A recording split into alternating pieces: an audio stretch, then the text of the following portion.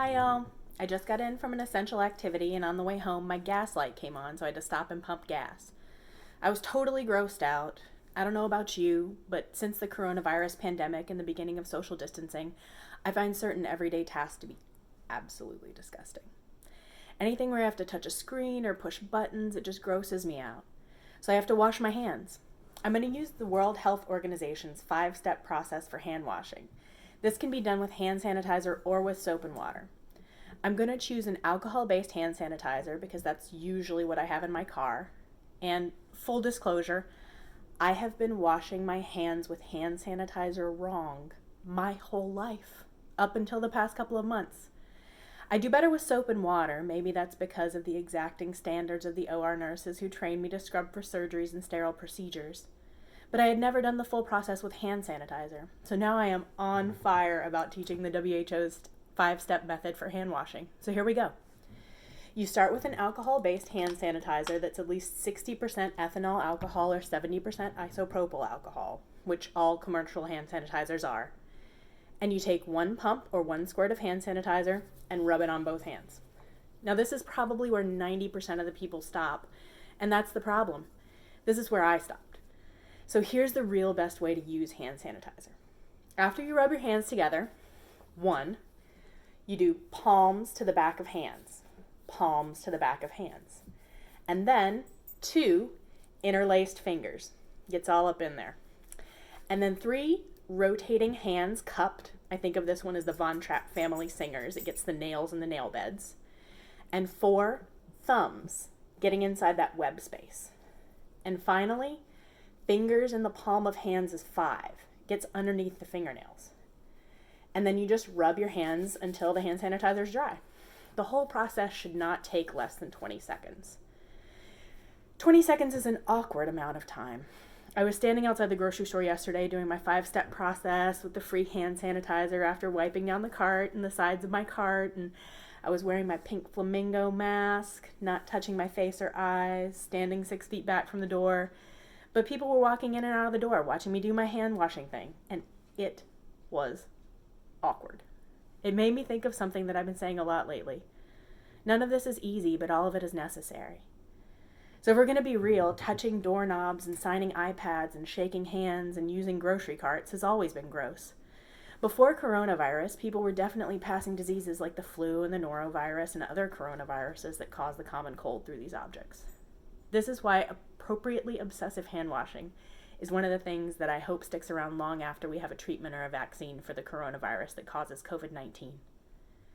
In my professional world, which is full of public health nerds like me, we call these objects that people touch and leave behind a virus, and that then that virus is passed to the next person who touches it. We call these objects fomites. A fomite can be anything, any physical place where a virus or bacterium hangs around outside the human mouth, gut, or lungs. This includes communal objects like door handles, playground equipment, water faucets. It also includes other things that enter our home like boxes, cartons, and bottles, as well as wearable things. My watch, my glasses, my badge, my clothes. Doctors and nurses are particularly conscious of this last one because everything on our body is a potential fomite. We see and touch different patients and different patient spaces during the course of our jobs. That old image you have in your head of the doctor who walks around wearing a tie and a white coat has gone permanently by the wayside. Of course, this is partly because, as of 2019, 50.5% of American medical students are female, and only Janelle Monáe truly looks good in a necktie. No, seriously, she looks amazing. Just Google Janelle Monáe necktie after this video, and you will be so happy. The hospital environment is changing because we've learned that fomites can carry diseases if they're not worn carefully. A group of Canadian doctors rightly pointed out in their 2018 review in the journal CMAJ Open that evidence to support getting rid of things like ties and white coats is lacking. But we all know there's only before and after the coronavirus pandemic. Hospital dress and personal protective equipment won't be going back. It'll only go forwards from here. To know that everything will be different from now on, we only have to think back to Dr. Ignaz Philipp Semmelweis, the Hungarian doctor who wrote a book in 1847 summarizing his life's work. The ongoing observation of how mothers in Vienna, whose babies were delivered by doctors and students who washed their hands, died less of sepsis, or as it was called then, childbed fever. The details of Dr. Semmelweis' work are pretty disgusting by today's standards. He observed that there were 2 identical wards in Vienna Women's and Children's Hospital, but Ward 2 had a higher rate of childbed fever. He realized this was because it was closer to the rooms where medical students were performing autopsies on bodies of people who had died of sepsis. And those medical students and instructors were carrying the bacteria straight from deceased people to living mothers, because it wasn't common practice to wash your hands. So he made everyone wash their hands with chlorinated lime, which you may be familiar with if you have a pool. He made everyone wash their hands with pool cleaner. But it worked. The rates of maternal sepsis went down from 20 to 30% on Ward 2 to less than 2%. Unfortunately, it would be another 30 years before Dr. Lister or Dr. Pasteur's work would become widely accepted. Dr. Semmelweis' work proved the value of hand washing, but it flew right in the face of the mid-1800s medical establishment. And so Dr. Semmelweis was ostracized, suffered a nervous breakdown at the age of 47, and died of sepsis, originating from a wound he got on his hand that he likely got by being beaten by guards inside his insane asylum, which is ironic if you subscribe to the Alanis Morissette definition of ironic, where terrible things are ironic. So this is how we arrived here today. From Dr. Semmelweis' work through the advent of vaccines and antibiotics, which arguably have been the single factor that's allowed humans to thrive on Earth for the last 2 centuries. Through the recent epidemics of diseases from new viruses, such as AIDS, SARS, MERS, and now COVID, to right here today. But don't freak out.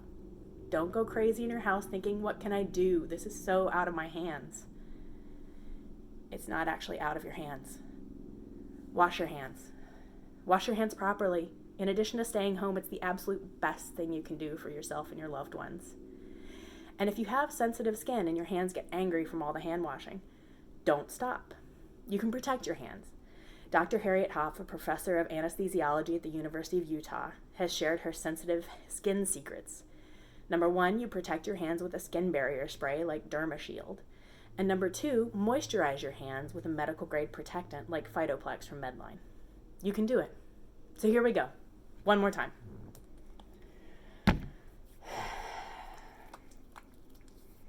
1, 2, 3, 4,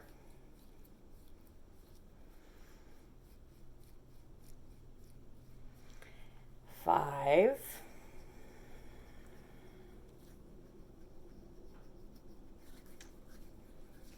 and done.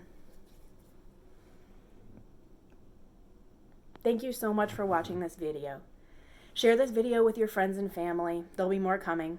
If you'd like to get a ping when there are new videos, you know the drill. Like and subscribe, and wash your hands. Bye.